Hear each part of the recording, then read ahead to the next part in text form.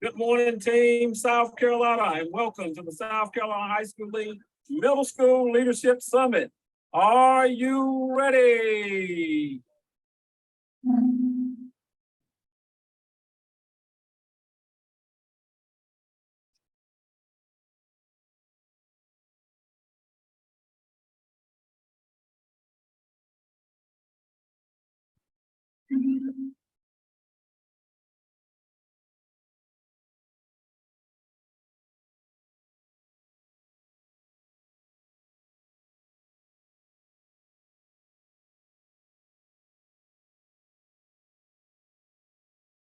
Good morning, South Carolina. I'm Daniel Brooks, Associate Commissioner of the South Carolina High School League.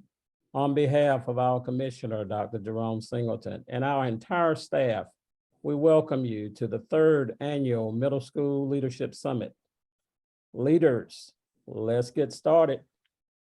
We have an outstanding summit plan for you with great speakers and a lot of valuable information. I ask that you take good notes, ask great questions, and you can utilize the chat area to ask questions. I do realize that you all are in different settings there. Some of you are on your personal devices, others are in small groups, and I have a few that are in big groups. A big shout out, Chapin Middle and Bates Middle with 50+ sign up for the summit today. But wherever setting you're in, we ask that you lock in and take this valuable information. Our first presenter is certainly locked in. He's affectionately known as Coach P. He has over 20 years in education. He's been a teacher, a coach, a principal, and currently serves as the coordinator of athletics, arts, and physical education for School District 5 of Lexington and Richland counties. He fundamentally believes that all of us are coaches who have the responsibility to prepare everyone around us for the greatest game. He is a father, husband, and an author of 2 leadership books, I Lead, Little Book of Leadership and Winning the Game of Life. Welcome to the stream. A guy that has taught leadership to thousands and thousands of elementary and middle school students, Mr. Steve Puckett. All right.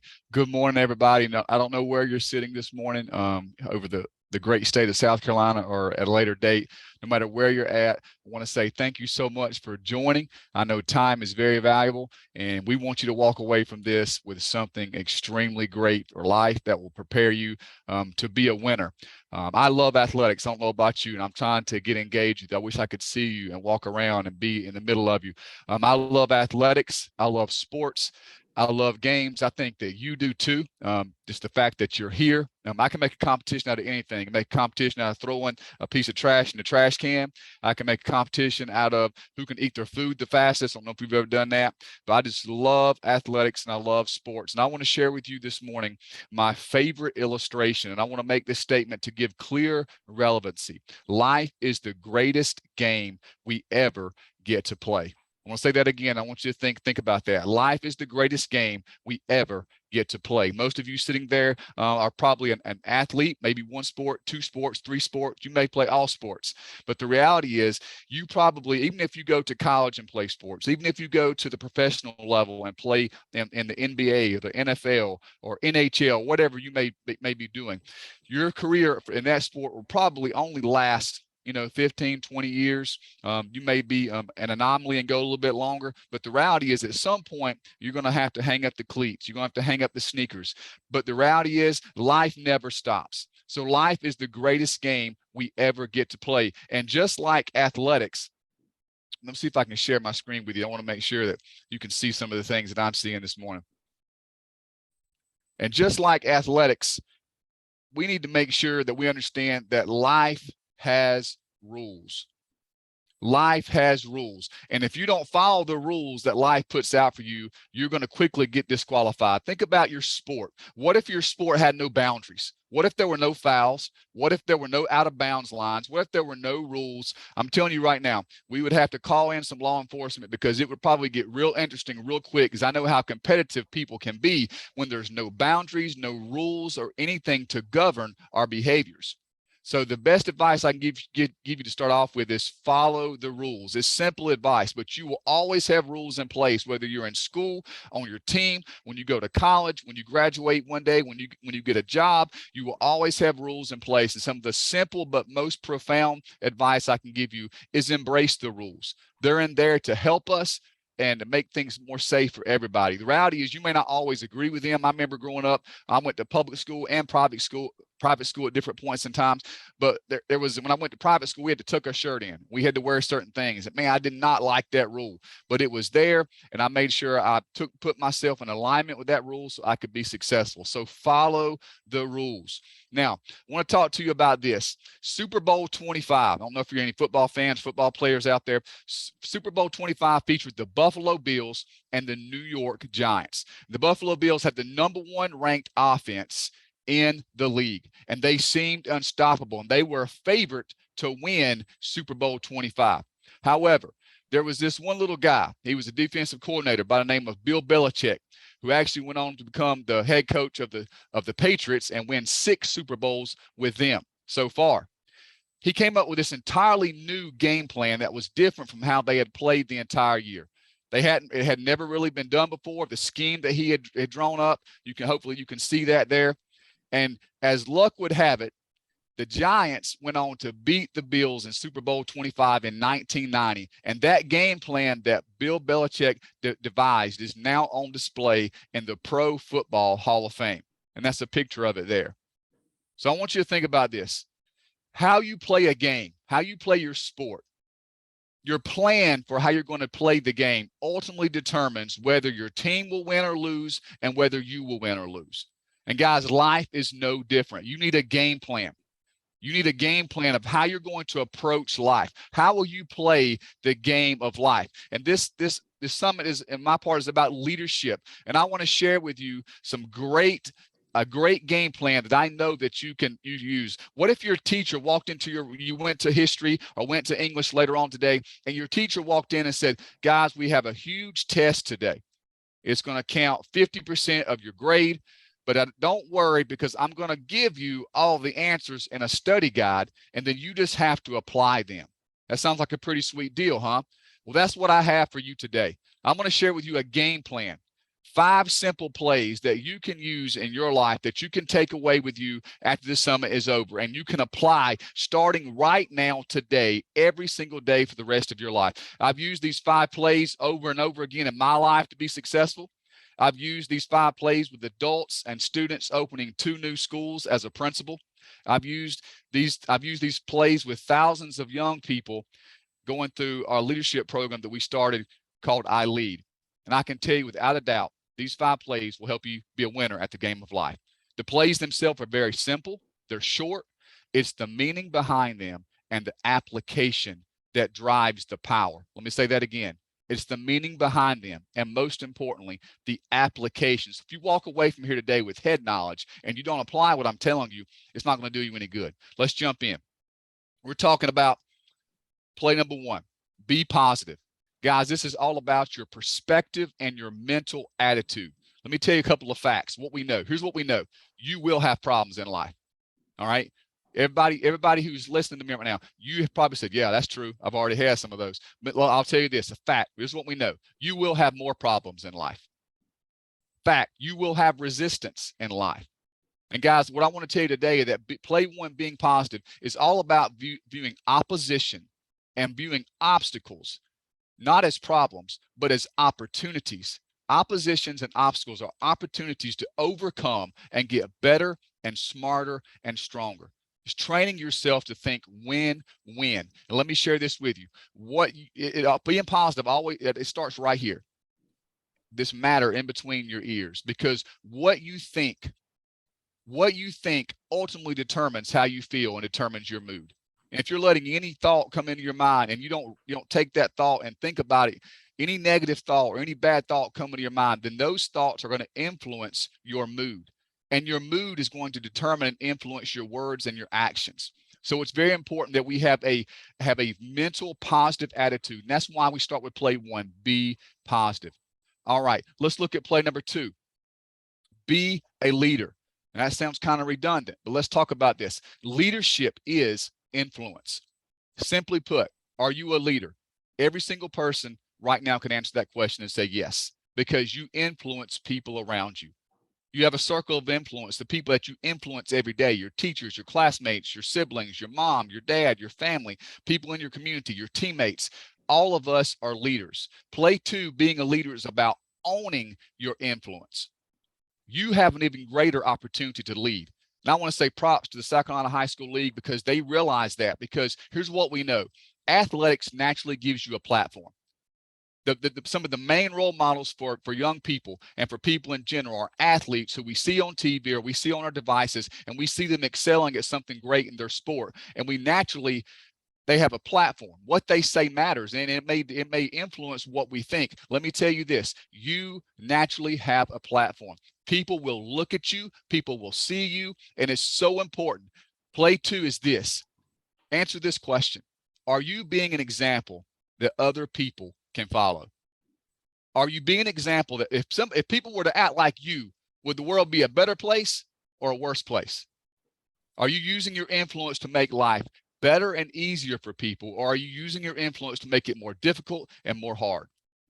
And I want to end play 2 with this, because we live it. All of you are, I know you're tech junkies probably like me. I've got my iPhone. I always have it with me. I've got my AirPods. You know, I love technology. I like being connected. But I'm going to tell you this, you have to make sure that you are a leader when it comes to your technology. I've been in education long enough, and I know all it takes is one tweet, one post, and one pic to ruin your life. Make sure that when you take a device in your hand, or you take a picture, or you're texting something, or you're posting something, you make sure that you remember you have a platform, and what you say and what you do matters. You are a leader. That's play 2. Play 3, be teachable. You have to keep learning every day, every day, every day. Don't look around you right now, because I don't want you to make anybody, we don't want to insinuate anything. But I think we all say, you ever know anybody who's a know-it-all? Now, don't look around. Now, look straight ahead, straight at the screen. But I know I've had people in my life that people just a know-it-all. Like, you can't tell them anything. They know everything. They're the smartest person in the world. And the reality is, when we have that mindset that we can't get smarter and we can't learn anything else, we can't get stronger, that's the day that we probably need to go back and look at things, because we're not as smart as we think we are. Because play 3, be teachable. I'm telling you, we have to keep learning every day, every day, every day. It's kind of like this. Let me see if I can give it to you like this. It's like a phone. Let me see if I can explain it. So, are you ready for an update? Well, where should we start? How about the beginning? In this game called life, I want to make sure you are winning. Let's talk about the truth, what's real. In life, you can't always go on what you may feel. Why? Because there's so many options, so many choices, so many opportunities to listen to the wrong voices. How are you going to resist temptation when you feel like giving up and taking a mental vacation? Your feelings will lie. They'll do everything they can to give you an L, but don't be deceived. You know what you need to tell. Tell your emotions to take a back seat. Take a hold of a new mindset that can accomplish great feats. Are you ready for an update? You need a mindset that says, anything I can do better. If my life's getting a grade, ask myself, what would be my letter? Am I getting an F or am I getting an A? But being your best almost always requires a new way. It's like your device. When you see that little red dot, it's saying it's time for an update. Believe it or not, something needs to be changed, something needs to be fixed, something needs to be improved. Stay fresh. Don't get stuck embracing the same pathetic groove. The reality is, you're either growing or you're dying. You're either fresh or you're stale, but your improvement rate should always be super fast, not like that of a snail. I believe in you. I know deep down you want to be great. Hit the sleep awake button. Get ready for an update. Are you ready for an update? Tell negativity your app has expired. I've got a new app now. It's called Being Inspired. I want to do my best. My software is ready. Keep installing updates in your life. Your growth rate must remain steady. Who I am today is not who I'm going to be tomorrow. I'm going to take the lead. You're welcome to follow. I'm getting better. I'm going higher. I'm not giving up. I'm not getting tired. Knockdowns will come. Problems will rise, but I'm not going to worry. I'll keep getting better and better and better. Keep dropping it like Steph Curry. I hear others and sometimes my own doubt say, you can't do this. You want to bet?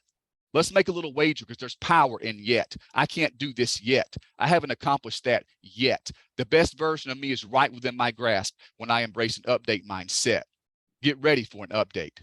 That's play 3, guys. Be teachable. Keep learning. Keep getting stronger every day, every day, every day. Play 4, be a team player. When I was in high school playing basketball, I was actually a sophomore playing on the varsity team, and we had a Christmas tournament that we were going to, and coach told us to bring both of our jerseys.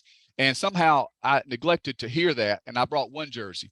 And we got to the game at the convention center, and he told us to get dressed. And I pulled out my jersey, and I put on my jersey, and I looked around. Something was kind of strange. Everybody else was wearing red, and I was wearing white. And then I realized I just made a huge mistake. I had brought the wrong color jersey and didn't bring both jerseys. So I wasn't dressed like the rest of the team. I didn't have the common uniform on. And that automatically disqualified me from being able to play in that game. And I had to ride the bench the whole game. And it was not a fun experience. And I say that to you because teams wear uniforms for a reason. It's because uniforms represent coming around a common goal, a common interest. Teams are about including people, finding common ground with people so you can all reach the same common goal. And I challenge you right now. We live in a world where people want to work as hard as they can to find a reason to fight and disagree and be hateful and ugly with people all the time. That is the total opposite of a team mindset. And I challenge you to be strategic in finding common ground and being inclusive with the people that are around you.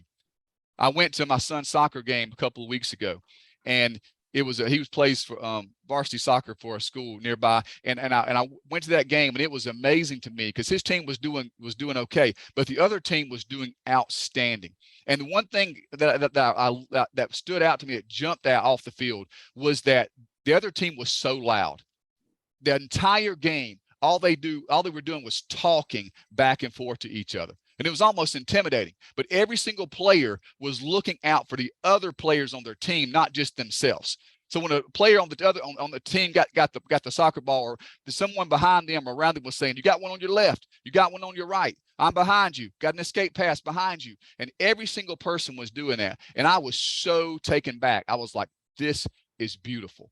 It was the perfect picture of communication and the epitome of what being a team is about. You don't just look out for yourself. You look out for the people around you.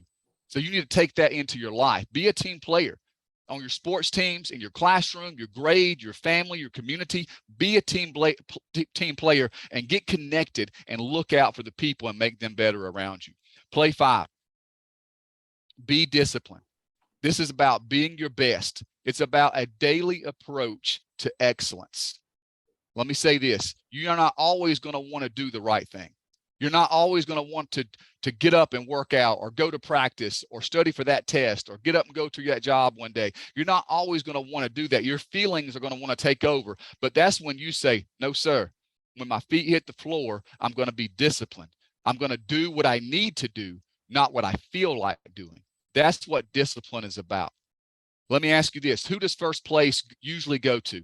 Does it go to the team that spends 7 days out of the week, the team that gives their best in 2 practices, or 3 days a week, or 4 days a week? I would argue this, and I think you know as well as I do, that the team that the first place trophy goes to usually goes to the team that shows up and shows out no matter the show time 7 days a week. Whether it's in practice, whether it's in individual workouts, whether it's in conditioning, you commit yourself to be disciplined. Being disciplined is about the frequency of your best effort. Let me say that again. Being disciplined is about the frequency, the repetition of your best effort. Do you give it again and again and again? Play 5, be disciplined. All right, friends, that's what I got for you. I hope it was beneficial, and I'm going to stop now. That's the end of my presentation, and I want to let, I think, Coach Brooks, I think maybe someone may be leading the charge on our, if there's any questions or anything like that. I look forward to answering for you if you have any. Wow. Just wow. We are starting out on fire. That was a home run out of the park. It's almost hard to ask questions. There were so many key points that was brought out there. There's a couple of things I want you to kind of re-emphasize for us. If you could just recapture those 5 plays just in a short version so that our audience that didn't have the opportunity to take notes or didn't get it all can write it down right quick, please. Absolutely. So you got 5 of them, guys. Anything more than 5, I'm usually gone with. I can't keep up with. So you got 5. You got play 1 is be positive. All right, real simple. Be positive. Right mental attitude. Play 2, be a leader. Be a leader.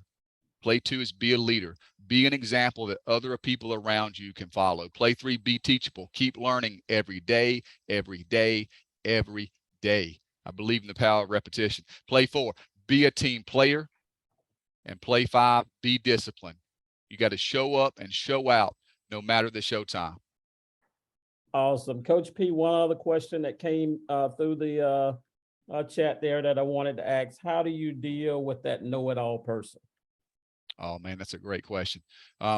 Well, I think first of all, we got to make sure that we're being understanding with people. And I think that one thing that you can do is politely show kindness. Always show kindness to people, no matter if it's somebody that you love, somebody that may be rubbing you the wrong way. You always try to show kindness to people.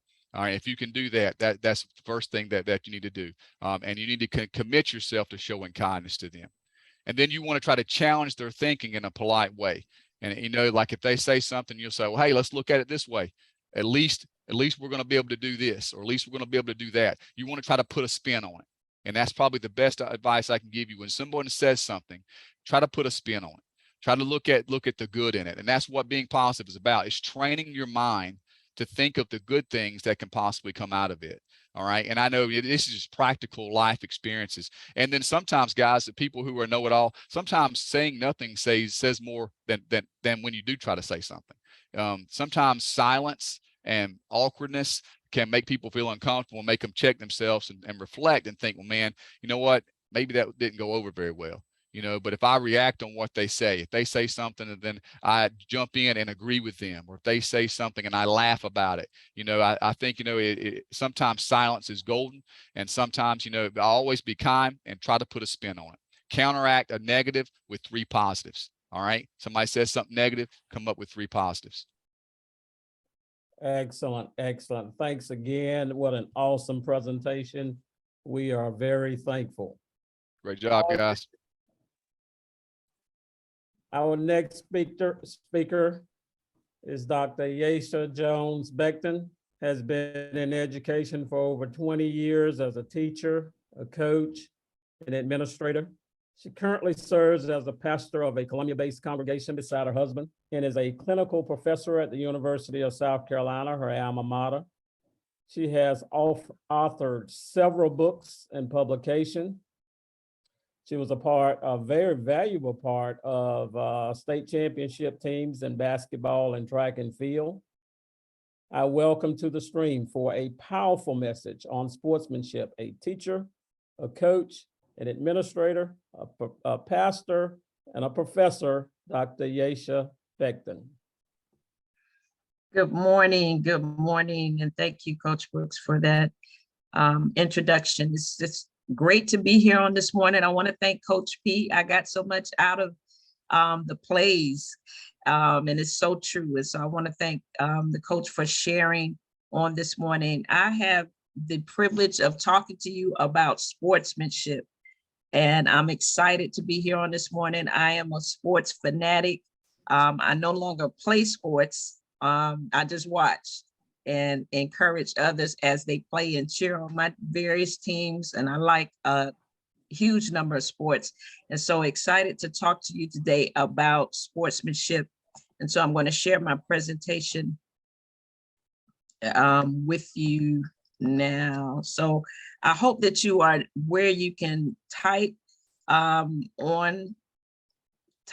in the chat, because I'm going to ask you a couple of questions as we go through and talk about sportsmanship. And one thing I want you to understand is when it comes to sportsmanship, you're calling the shots. That's the one key point, if you don't remember anything else that I say today, and I know that you will, I want you to remember that you are the one calling the shots. Sometimes I remember when I was a freshman and playing varsity basketball, I've spent the year riding the bench that particular year. And I felt like, you know, I should have been playing. You know, of course, if you're on the bench, you feel like you should be playing, and going through my normal teenage changes. But I didn't feel like I was in control of my playtime. But of course, as time went on, the next year I was starting, but I had to develop into the player that I would become. But one thing about sportsmanship, you're fully in control when it comes to sportsmanship. It's not about somebody else, and it's not about anything that's being done to you. How you conduct yourselves, how you conduct yourself in an athletic atmosphere, in a game, after a game, before a game, that's all about you. And so I'm going to share with you some important definitions on today, and I hope that you will take them with you. Again, there are a few places where I will ask you to just put some comments in the chat, because I want to get some feedback from you. So the first thing is, what is sportsmanship? Sportsmanship is conduct such as fairness, respect for one's opponent, and graciousness in winning or losing, becoming to one participating in a sport. So bottom line is how you act, is how you behave when you are engaged in a particular sport. Now, I want to find out who we have here in terms of athletes. If you play a sport, I want you to quickly enter into the chat what sport you play and why you play it. Why do you play that particular sport? What are some of the sports we have represented here on this morning? If you can drop that in the chat for a second.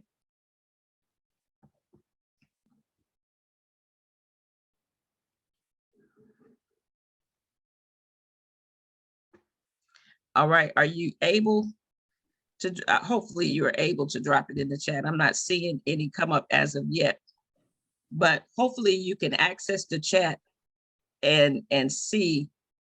Okay, I see you have it in question and answer.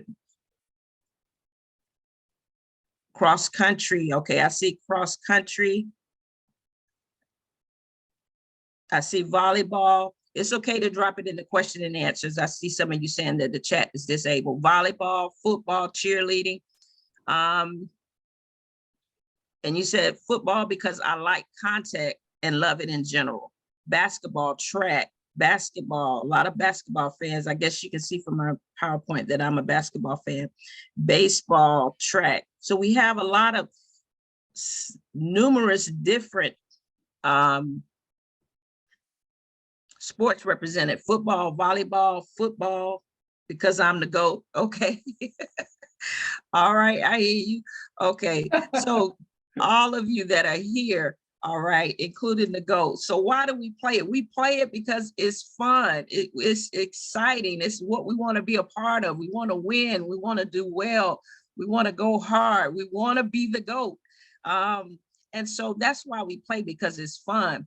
But sportsmanship is one of those things that could change the climate, change the environment for somebody that is playing sports. And so it's very important that we keep this in mind.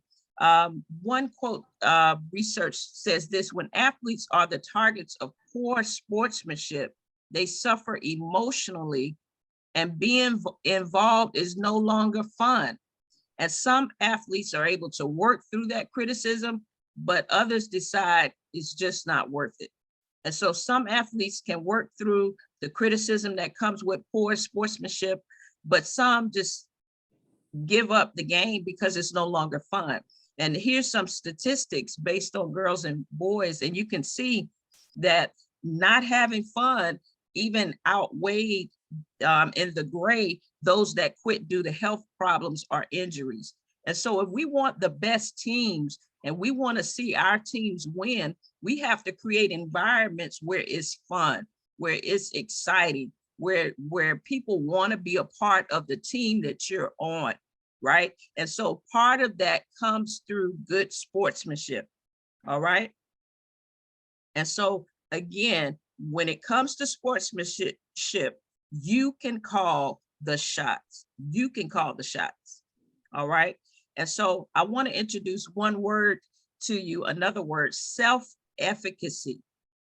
Now, when we talk about self-efficacy reflects confidence in the ability to exert control over one's own motivation, behavior, and social environment. When you have self-efficacy, you don't make excuses about your behavior. When you have self-efficacy, you don't put all of your life and all of your decisions in someone else's hands. You recognize that you have the power to change your own life. You have the power to make certain decisions, that you are in control. Okay? Because again, with sportsmanship, you call the shots. And that's how it is in life. There are many opportunities that we have to give excuse or to say, well, I couldn't do this, I couldn't do that, I couldn't be disciplined.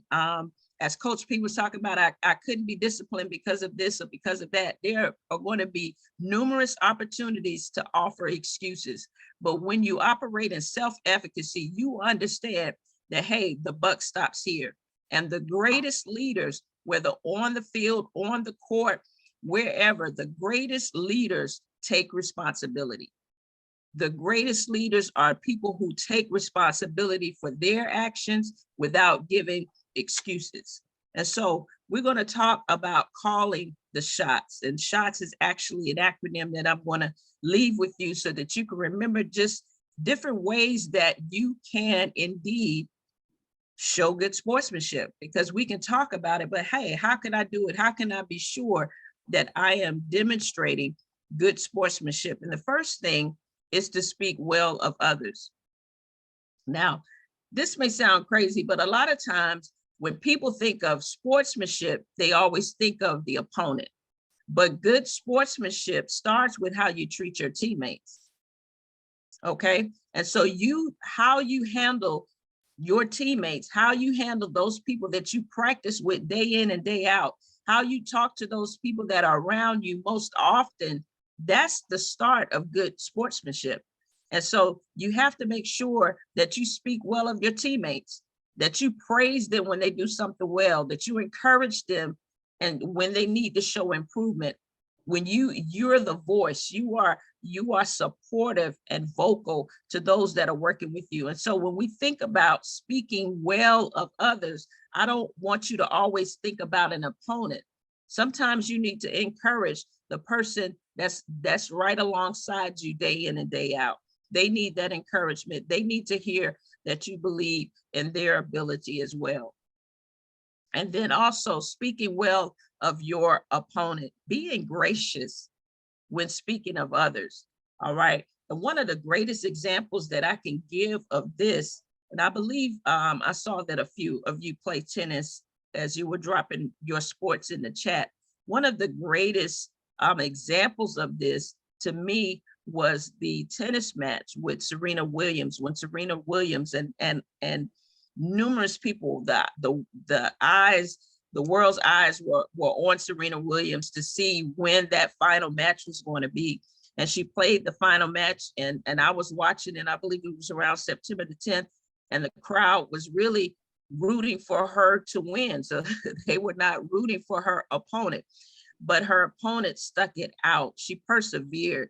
She played, she tuned out the noise, she stayed focused, and she won the match. But that was impressive. But what was most impressive was her interview after that match. What was most impressive was how she was so gracious in that moment. And she didn't come out and say, well, you know, I won despite the fact that the crowd was not cheering for me. I won and I beat Serena Williams, and you know, I'm the GOAT. She didn't come out with anything that didn't exhibit humility. But what she came out and said was like, I thought, you know, she said, she thought that she was going to beat her, that she thought Serena was going to beat her. And she talked about just how she looked up and honored Serena Williams in that moment. And so even though the crowd really was against her the whole match, because she handled the speech so well, she gained a whole fan club. And this is one of the comments that I saw after the interview. It says, this young woman just gained a lot of fans, not just as a strong opponent and winner, but as someone who does that with grace, humility, and respect. Congratulations. And so because she had the wisdom to speak well in that particular moment, when the world was watching, she had the wisdom to speak well of her opponent. She gained a great deal of fans. And so the practice of speaking well of others is really important when we talk about sportsmanship. All right. The second is to have empathy when dealing with injuries and emergencies. Okay. Things happen on the field. Lives are changed. I know a young man right now who is recovering, and he's in his senior year, and he's not able to play the sport that he loves, that the sport that he has really planned for his entire high school career. And so when we think about times when people are hurt on the field, or they're experience situations and circumstances that they have to stop playing sports, empathy, the ability to understand, the ability to relate, the ability to identify and share the feelings of another person is really, really important. And so we see in different sports, there are ways that other players will show empathy. All right. And I'm gonna give you a few examples, and I'm gonna ask you, what are some of the ways that you show empathy for players? For example, if a player goes down, all right. And here, oftentimes we see in football, if someone goes down or someone is being attended to, you'll have people to take a knee. All right. And here in baseball, this was over the summer, and I'm not a huge baseball fan, but I somehow just got caught up watching the Little League this summer. All right. But this was a huge story that came out this summer, how the pitcher accidentally hit one of the hitters in the head, I believe. But the pitcher was so upset that he could have possibly caused harm. And so you have the young man consoling him, letting him know, hey, I'm all right. I'm going to be okay. And so there are ways that we can show empathy, even though we're in an intense game. So I want to know, when someone is hurt or when something accidental happens, what are some of the things you do on your team? Do you take a knee? Do you stop? Do you pause? What are some of the things you do? Drop that in the question and answer section. I want to know, do you just keep playing? What are some of the things that you do to show empathy to somebody that's down, or somebody that has to be attended to? Let me scroll to see what you're saying. Okay, kneel, I see kneel down. All right. And so it's important. Let me look at some of your answers. Finish the play, then help. Make sure they're good and help out. Check and make sure they're okay. Take a knee and go to your sideline. Okay. And so sometimes we have to be very deliberate and kind of, if we can, stop what we're doing, pause, and make sure that that person is okay. Because at the end of the day, it's a game. All right. But sometimes it's something serious that's happening. All right. In my sport, to show empathy, we take a knee or we stop the play. Okay. Pause everything. And sometimes you may be that person that has to get attention to the referees or whoever to say, hey, we need to stop. We need to slow down because something has happened. And so make sure that you show empathy. All right. Having empathy and showing it during injuries and emergencies is really important. All right. The third thing is to offer a handshake.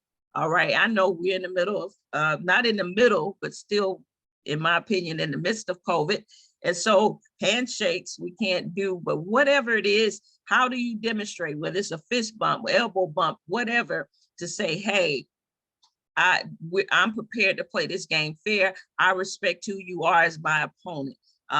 You know, whether it's shaking the hands before, shaking the hands after, or whatever it is that's done now, we got to make sure that we demonstrate a way, show how we're going to show and demonstrate respect at the beginning and at the end. And we've all seen, you know, instances where players walk off the field. I was watching a really intense college football game on last week But I loved how at the end of the game, and it was a really close game, but at the end of the game, those players still connected with the opponent. They still connected with those that they were playing against. And so how are you going to demonstrate respect? Remember, you're calling the shots.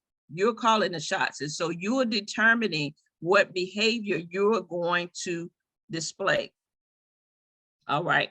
The fourth thing is the T for shots. Treat others with respect. Okay. We hear a lot in our culture right now about disrespect. They disrespected me. All right. I want to know, what are some of the ways that you can show respect to an opponent? What are some of the ways that you can show respect to an opponent? All right. And as you put that in the chat, one thing that I'm going to say is that you can acknowledge one thing that your opponent does well. You can acknowledge that. And you see that a lot when you hear coaches, when they're talking about preparing for a particular opponent. They never overlook who they're playing. They don't overlook who they're getting ready to come up against. All right. So that a lot of times they will talk about some of the good things.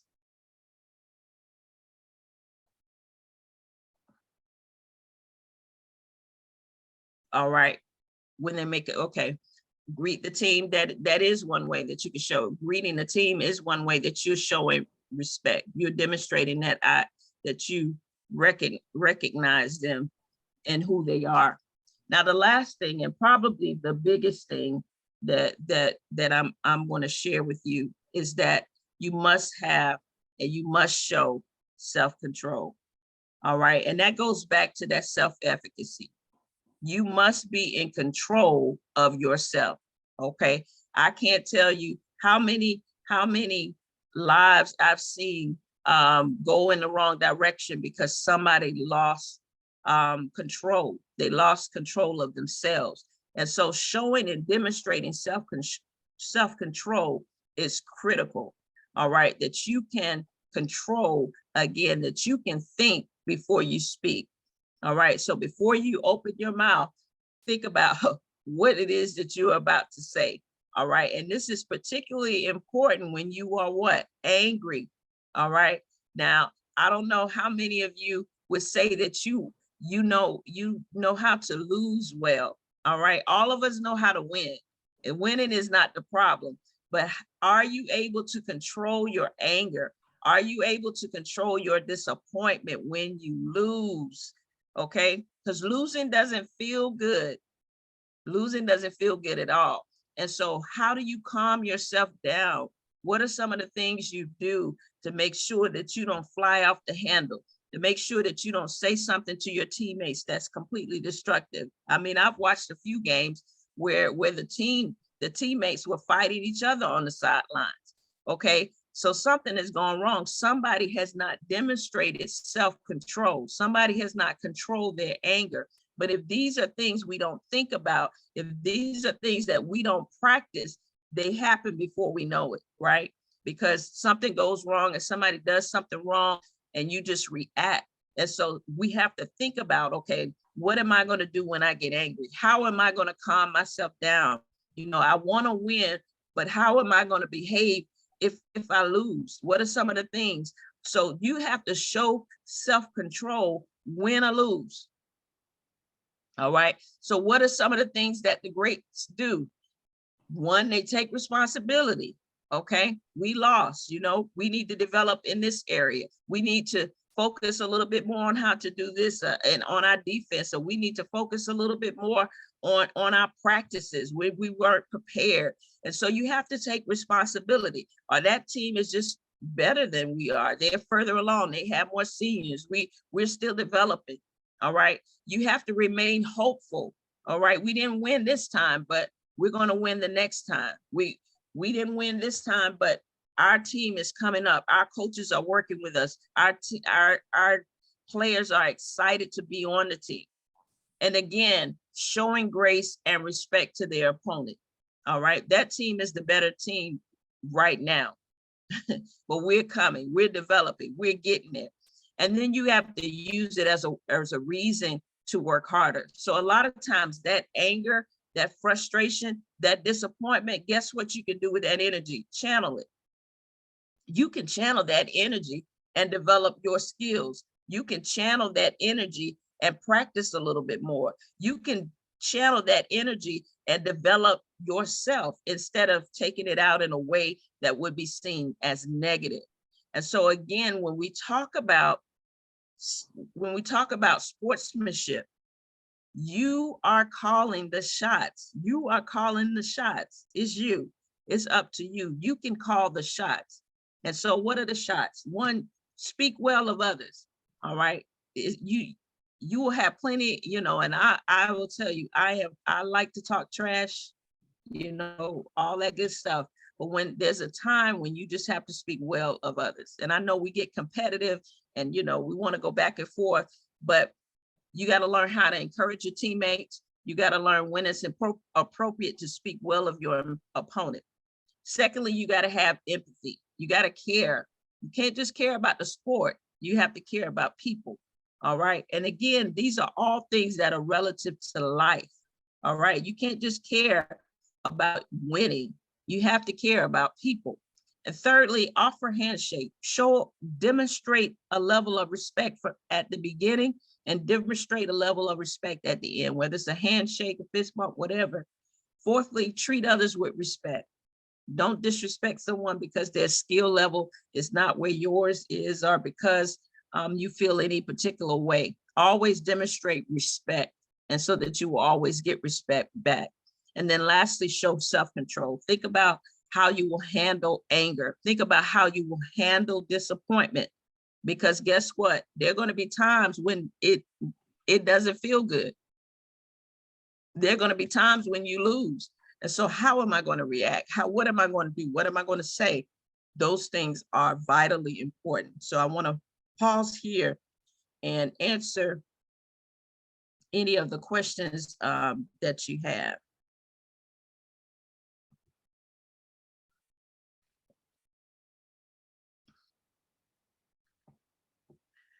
Coach Brooks, are there any questions? Wow, you covered so much of the sportsmanship world that I didn't get a lot of them to come in, but a few areas that I see from the high school lead our students falling victim to is just, as you stated, that immediate reaction. How do I work on not being impulsive? I'm on the football field, I'm on the volleyball court, and I just took one to the face, or that person just did something, the official didn't make a call. Are there techniques or hints or things you can give us that would not let us fly off the handle, as I heard you state earlier? Right. And I'm gonna give one quick technique. Sometimes you have to just breathe and walk away. Breathe and walk away. In other words, don't pressure yourself with an immediate reaction or giving an immediate response or feeling like you have to say something or feeling like you have to do something. Sometimes in the moment, it's very difficult to control your emotions. So sometimes if you just kind of turn and walk away and just breathe for a minute and get your head together, gather yourself. The second thing is don't listen to that person that's gassing you up. Because sometimes, you got somebody around you like, what are you going to do? I wouldn't take that. And they're gassing you up and they're fueling the wrong part of you. And so in life and in sports, you got to learn how to cut, to ignore those people and not act on impulse and just respond in the moment, because that time, sometimes you can respond in the moment and destroy something very valuable. And so you don't want to do that. You want to make sure that you maintain control. And sometimes even a few minutes of doing that will make a tremendous difference, because you're cooler, you're calmer, and you can address. And I'm not saying that they're not things that you won't have to address, but doing so with a calm head will keep you out of the news. It will keep you in the sport that you love to play. So it's very important that you develop And even at home, when you're playing different games and you're in different competitions, watch how you lose, even at home with family games. How do you control your reactions? So that's where we get our practice. Even in practice, how do you control yourself in practice when you're angry? And so all of these things help us to develop the behavior that we need to display on the field. Outstanding. Well, thanks a lot, Dr. Becton. That was great information as always. We are so excited about what you shared with us today. I know our students are gonna demonstrate good sportsmanship moving forward. And we are excited. Thanks again, Doc. Coach, is one other question in here. Can I answer it real quick? Yes, please. by all Okay, means. it says, what is one way for the players and team to stay positive in the midst of losing multiple games? And I've been in situations like that where, you know, the team may be in a year of development and it's unfortunately looking like a losing season, or you're in the midst of losing. What you can do in that instance is create some personal wins. Okay, so maybe we didn't win the game, but maybe I improved in a particular area. So identifying areas, I'll give an example like with basketball. So maybe we lost the game, but our turnovers decreased. Or maybe we lost the game, but our defense was on point for 4 quarters. And so you got to create areas where you are improving or showing growth, and then talk that win up, talk about that growth, talk about the positive. Coach P talked about having that positive attitude. So you got to find the positive, and you really got to speak to that positive. So even though we may have lost the game, but guess what? Hey, our turnovers, we were down. We only had 2 turnovers in the whole game.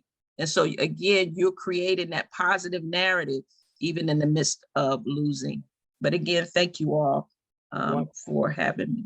One other quick question, Dr. Becton, before you leave. What do you do and how do you handle that those people in the stands that are calling your number, you're on the field, they're yelling at you, whether it's a parent or some obnoxious fan? How do you deal with that? You really have to tune them out, because and again, this is so synonymous with life, because even in life we have people that think we should make another decision or think we should go this way, go that way. And let's face it, most of the experts are on the field. The experts are not in the stands. Most of the experts are on the field, on the sidelines. And so you have to really tune out what's going on in the stands and really focus on what you're doing, because if you start focusing on what people are saying in the crowds, and sometimes, I'm gonna be honest, sometimes it's even your family you have to tune out. It's not always the opponent. So you really have to focus on what you're doing and concentrate so that you can have the best performance on the field that you need to have in that particular moment. Thanks again, Doc. As usual, we really appreciate your presentation today. South Carolina has definitely benefited. Thank you for having me. Thank you for having me, Coach. Our third speaker for today, Coach Dunlap, was a teacher, coach, athletic director for over 30 years. The last 19, he was basketball coach at Walhalla High School. He has also directed leadership conferences, delivered speeches on motivation and performances across the country. Today, Coach Dunlap will speak with you on the impact of stress, trauma, and the stigma of mental illness, with emphasis on suicide prevention, awareness. I welcome to the stream, Coach Hal Dunlap. Thank you, Mr. Brooks. I appreciate it. Now, I feel a little bit today like being on the team with Kevin Durant, with Michael Jordan or Steph Curry, because I'm the other guy. Coach P and Dr. Becton were awesome, and I was over here as an educator. I mean, as an old man on this group, and I'm taking notes like crazy. Really enjoyed their presentations. What I want to do today, if you would allow me, just trying to stretch your arms out and get relaxed. And I'm going to talk about a very deep, difficult subject, if you would allow me to, that impacts our society and impacts you. It's tough. And I applaud the high school league for embracing this topic and for wanting to share it with you because it's so important. Imagine with me just for a moment, if you would, a Southwest commercial passenger airline that crashes today and everybody in the airplane loses their life. Think about that for just a minute. What would happen? What would happen would be, first of all, we would dissect everything about that flight. We would give 24/7 news coverage to that terrible, terrible catastrophe. It would be on the news constantly. We would get inside the brains of the pilots and try to figure out what was going on, because there is absolutely no way that we can allow that to happen in our country, where 129 people lose their life in a plane crash. Think about it. Today in the United States, without much conversation at all, the equivalent of that plane crash will take place. We will lose 129 people to death by suicide. That is one every 12 minutes. We'll have over 100 attempts of suicide during those 12 minutes. And nobody is talking about it. We lost 21 people in the catastrophic shooting in Uvalde, Texas last school year. You're painfully aware of that, because schools are certainly impacted. Think about that for a minute. 24/7 coverage for weeks. We have the equivalent of Uvalde, 6 Uvaldes happening every day in our country. Death by suicide. This is Suicide Prevention Month. There's an article today in the Seneca Journal in the Upstate that I am featured in with my family because of what we've been through. I wish we weren't there, and I wish I was talking about another topic. I wish this wasn't real, but it is. Stress and trauma are real. Mental illness is real. Anxiety and depression are real. And good people can be impacted by all those things. Think about first stress and trauma. Go back to the Olympics just this past year. I think we'd all agree that Simone Biles is the GOAT for sure. Greatest athlete in her sport ever. She suffered from some stress and trauma, and it affected her performance in the Olympics. Even Simone Biles can be impacted. Tom Brady can be impacted. It doesn't matter who you are, how much money you have, how talented you are, you can be impacted because this is real. Ella Bresee, the younger sister of Brian Bresee, the Clemson University football player that's an All-American. If you follow the news, you know she lost her life with brain cancer this past weekend. Horrible. 15 years old, beautiful, just out of middle school. And she's gone. A great person who lost her life to cancer. And we're aware that cancer is real. We're aware that heart disease is real. And we get we do a lot of research as a result of those things. We're here with an organization that tries to push mental illness is as real. And it's not like being depressed about losing the football game or basketball game. It's not being anxious about a test. Those are real, but we're talking about the disease of mental illness, where there are chemical imbalances and things that happen. There's counseling needs, and there's things in your life that require you to ask for help. So we've identified, I think, a problem today that America is suffering. Well, the world is suffering. By the way, I didn't give you that statistic. A suicide happens in the world every 40 seconds. This is something that we must do something about. And the high school league and your faculty and all and at your schools have chosen to present this today because it's important and it touches lives. And it touches lives in such a way that we need to avoid this. We need to cure this. I love sports. I love kids.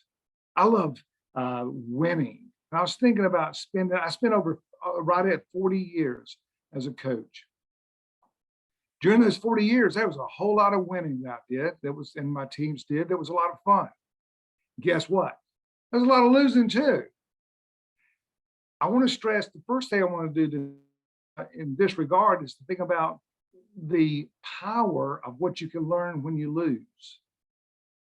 Failures, if you haven't experienced failure, you will. If you haven't experienced loss, you will. If you haven't experienced adversity, you will. Somebody told me when I was saying that, Coach Dunlap, would you please be more positive? Okay, I'll be positive. I'm positive that you're going to fail. I'm positive that you're going to have adversity. I'm positive you're going to lose. However, we can develop resilience during those times of loss. Resiliency is one of the greatest things we learn in school, in sports, and in life. So when you have those, I think both of our other panelists today have expressed that when you lose, as long as you're losing and falling, and there's a book called Failing Forward. If you fail, make sure you fail forward, which means you learn things as a result. So when we're having these situations, now what do we do about it? We don't want to just cry about a problem. We want to do something about that problem. So I came up with some things today that I thought that you could do that would help you as we fight mental illness together. First of all, you need to understand a few things.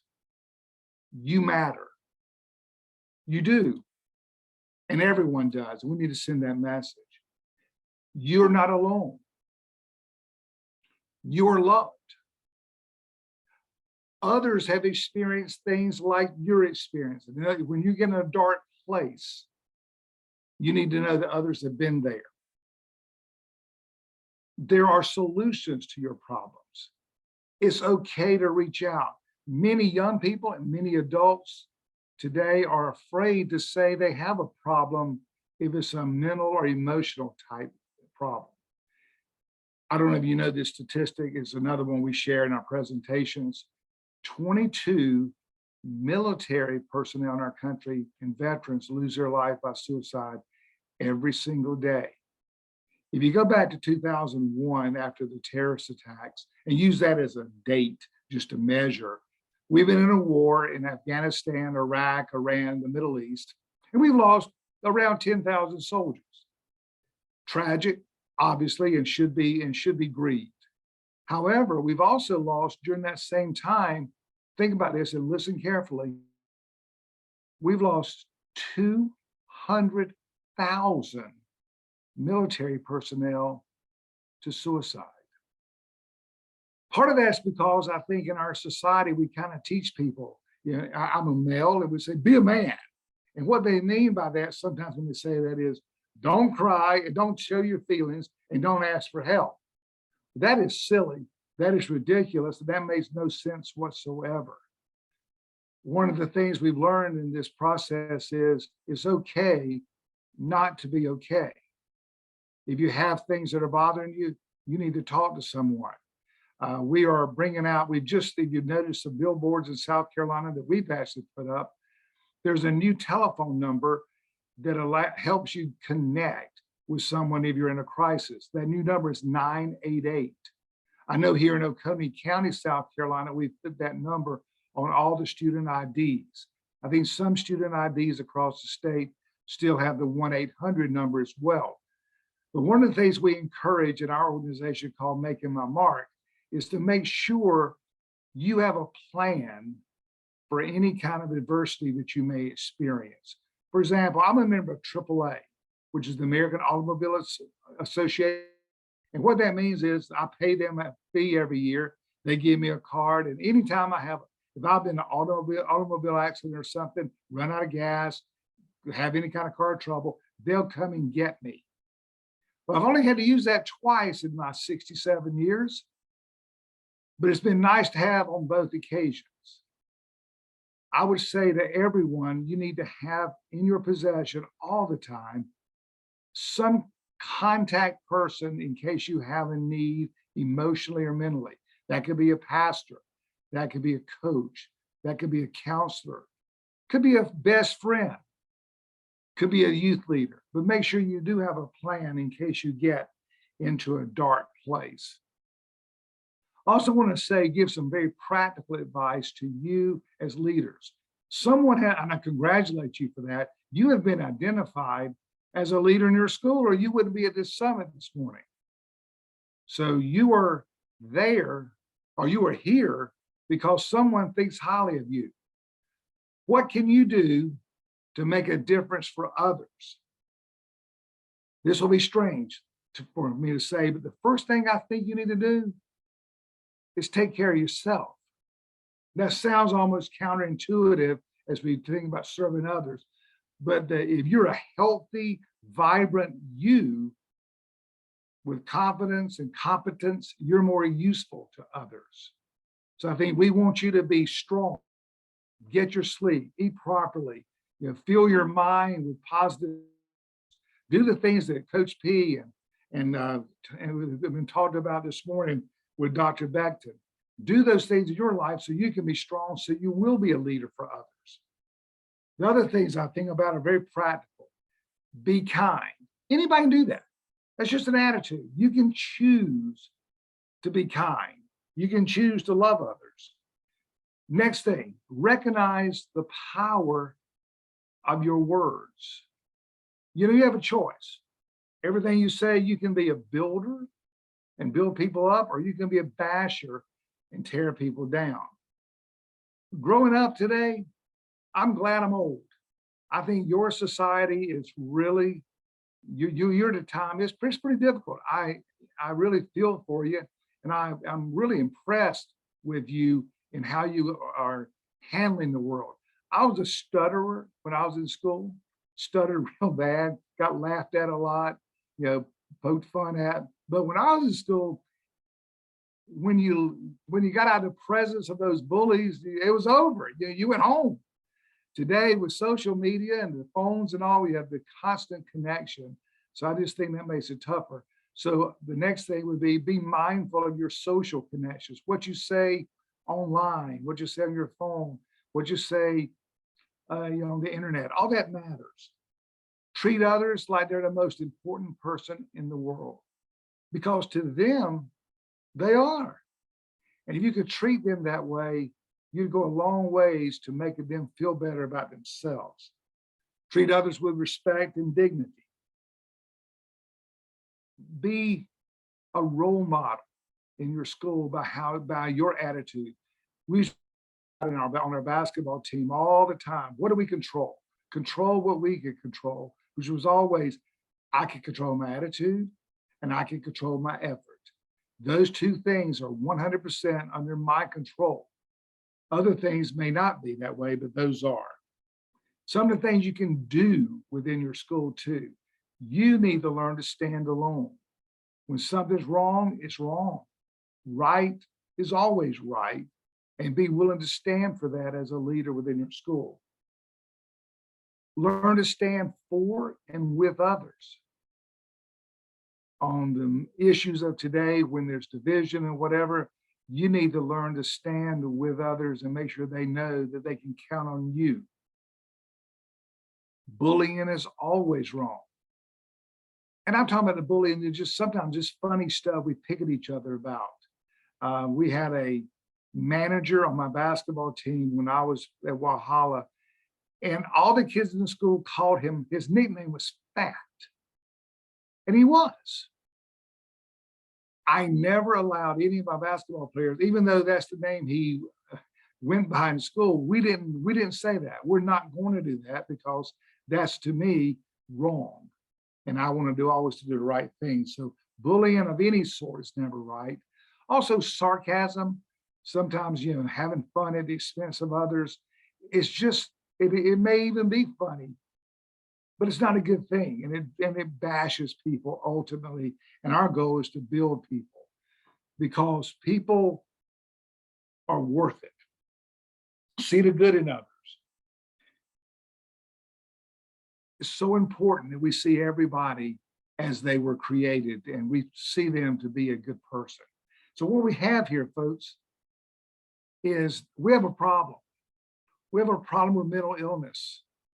We have a problem because people don't talk about it. So I would encourage you to have those conversations, do things within your school that can help people grow as people and be winners. We talk about life, we talked about sportsmanship this morning, and we think about those things because that's what we're involved with in sports. South Carolina High School League has taken on a bigger issue this morning, and that is mental illness. I want to show you, I don't know if you can see this picture. I want to hold it up here. That's the reason I'm here, guys. If I can share with you just a moment something kind of personal. I was a very popular teacher at our school, very popular coach, fun guy. Life's been good to me. But the reason I'm here this morning speaking to you, and the reason I'm speaking on Saturday morning this week at the Height for Hope, is because I have a very bad story to tell you. I lost a son on February 23rd, 2015, death by suicide. Like so many others that I've encountered in the years since then, I was one of those that says that can't happen to my family. My son was fun. My son was a gentle soul. My son was an outstanding athlete. My son appeared to have it together. And he had problems with depression and problems with anxiety. And as a result, he got in a bad place. And I lost my son. So what I'm doing now is I have a foundation, and what we do, we work toward improving the access people have to mental health. We recognize the importance of mental health. And what we try to do is spread the word that it's okay not to be okay. It's okay to ask for help.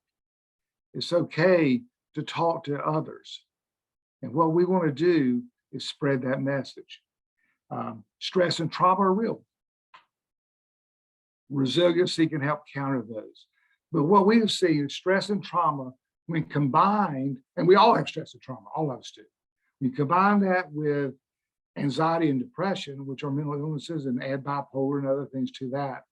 And then you put in a life crisis, such as a financial crisis, a death, a breakup, a relationship problem, a bullying situation, then we have a lethal situation. So also keep your eyes open.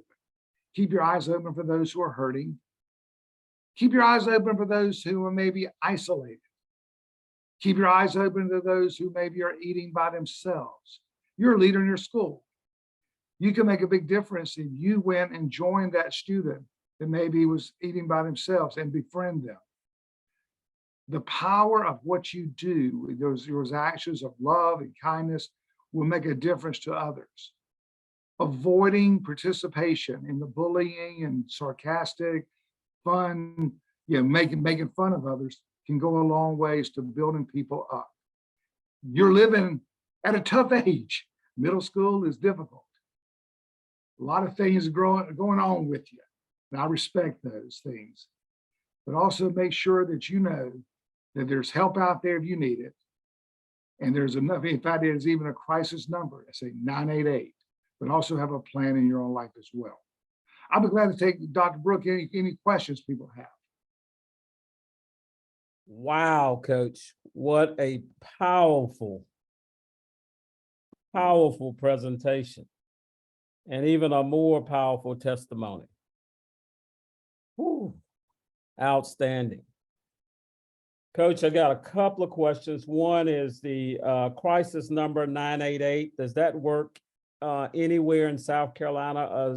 Do local areas have different numbers? Great question. We've been fighting for this for years because the 800 number requires you to maybe, go Google it and find it in a time of crisis. 988 is nationwide. So Awesome. anybody in this country, it's that simple. If you're in a mental crisis and you need help immediately, you can get to a qualified counselor. 988 is all you need to do.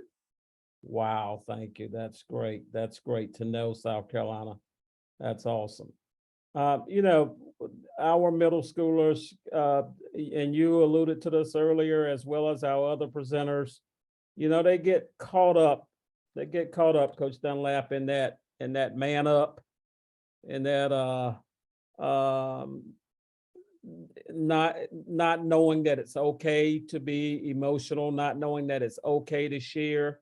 Can you just share with them, because they try to man up, because they try to mask what they're going through, are there any signs or symptoms that our middle schoolers may be able to see with some teammates, or something that they'll be able to share with others? Sure. Thank you so much for that question. What you have is you see things, what we look for is things like isolation, loneliness. We also look at changes in behaviors, like if they're more moody than they used to be. Some people are a little quiet anyway. So quietness would, unless it's a radical difference from somebody that used to be sort of loud. Look for changes in their moods and things.